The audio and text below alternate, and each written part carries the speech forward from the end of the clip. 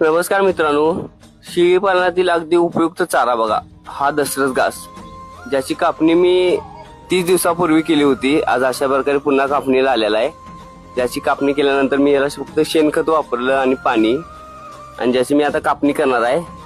ज्या खालून एक 5 ते 10 सेंटीमीटर सोडून मी याची कापणी करतोय, कारण त्याला फुटवा पण चांगला फुटतोय.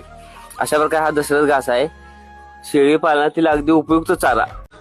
नमस्कार मित्रांनो, शेळी पालनातील अगदी उपयुक्त चारा बघा, हा दशरथ घास, ज्याची कापणी मी 30 दिवसापूर्वी केली होती. आज अशा प्रकारे पुन्हा कापणीला आलेला आहे. ज्याची कापणी केल्यानंतर मी याला फक्त शेणखत वापरलं आणि पाणी, आणि ज्याची मी आता कापणी करणार आहे. ज्या खालून एक 5 ते 10 सेंटीमीटर सोडून मी याची कापणी करतोय, कारण त्याला फुटवा पण चांगला फुटतोय.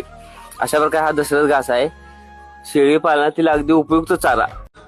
नमस्कार मित्र